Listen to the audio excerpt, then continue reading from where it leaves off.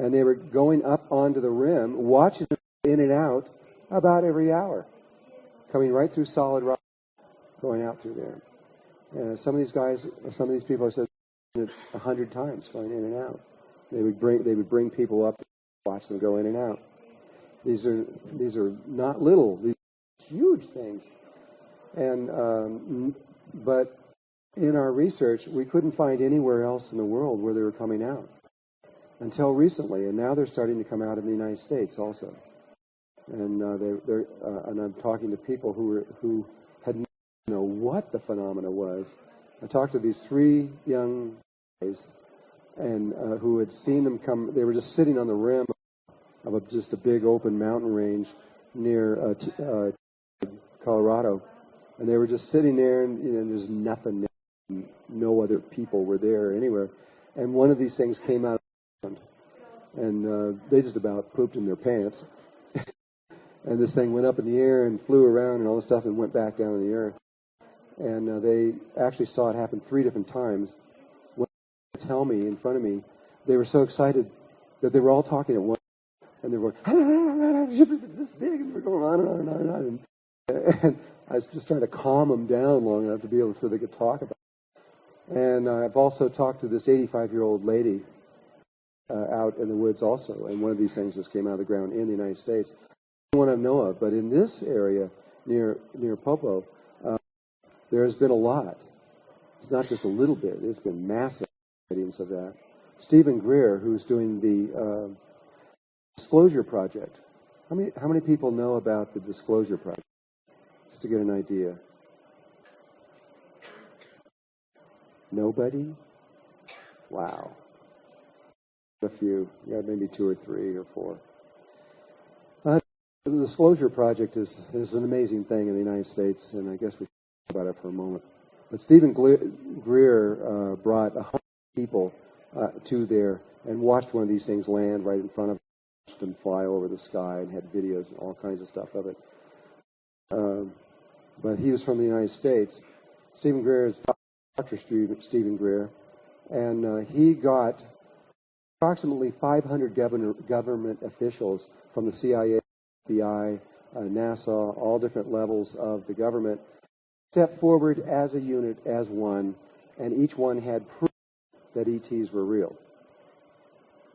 They had all kinds of physical evidence. They had videos. These are the most credible people in the United States government, and they all at one time said, well, they went live in the paper, and the newspaper would not, the news media wouldn't even look, they wouldn't even talk about it.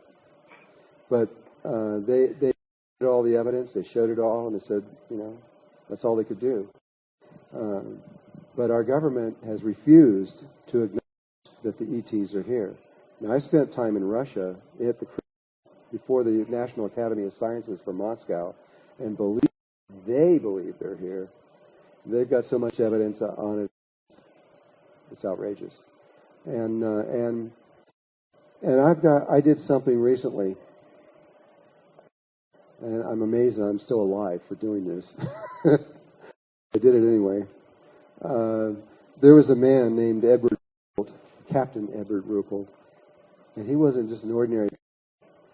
He was the head of the Blue Book project for the United States Air Force, which was investigating UFOs in the very beginning. The very beginning was on a single day, June of 1947, I think it was. I believe that was the date. Spaceships started appearing all over the military bases in the United States. The year before, on June of 1946, they started appearing all over the military bases in Europe. None of them anywhere else. Then they started appearing all over the military bases and things in Japan. This man was the head of the project that brought in all the stuff to see what was there.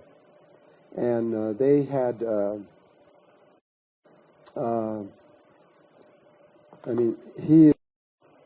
he's the most credible person, at least in the United States, alive. And he had this project for 5 years. He was even the head of the Grudge Project, which was a secret project before the Blue Book Project that was also secretly studying them, nobody knew about. And there was one before that called Project Sign, and when Project Sign was turned over to Project Grudge, he was evidence and everything. So he had all the evidence the United States Air Force has ever had from the beginning of 1947 to, I think it was about 1952. And then he got out. And when he got out, he wrote a book called The Report on Unidentified Flying Objects. He was the person that made up the term UFO. And he wrote a book on it, describing everything that they had found. He was in public, out of military, when he was just a normal citizen. He did it a year later, and he wrote all of this. He put all the things, and he put all the names of the colonels and generals and all involved, and what they saw and what they found, and it sounds like somebody had just written it this year. The kinds of things that they found. They had 46 sightings in those 5 years, approximately. And of those, they chose 750 of these sightings. Were so credible that it was, they were over military bases. They had ranking military officers on the ground watching the UFO go at close range with an F-94. I forgot what the planes were. F-90. There was jets that they were using, F-94 something, that was behind it. And so the pilot was in the plane looking at the UFO, flying at extreme high speeds right behind it. People were watching the two go over, and the radar was watching the two blend on over the top of that on these 750 ones that they looked. When they when they did the investigation on those, they came up with the final result after 5 years of testing is that whoever's doing this is not from here. There is no technology in 1952 they saw. These ships, they were describing the UFOs in front of them, and when they would lock on with the ship would disappear, literally vanish, and reappear either 10 miles in front of them, so they're completely out of range, or directly behind them. And then when they would be out in front of them, let them catch up so they could look at them. But if they locked on radar, they'd disappear and reappear somewhere else. They watched them travel at over 60,000 miles. You think we had anything in 1952 that fly 60,000 an hour? Not likely. They watched them, they tracked jets as they were following them, going up and up and up and up and up. The jets couldn't fly any higher. And they watched these things just keep going and disappeared. And it wasn't just a few. They had 46,000 of them, and they had 750 that they were looking at very, very, very carefully. And so what happened right after he published this, for some reason, he died at 35 years old. And the book became popular for a little while, and then it disappeared.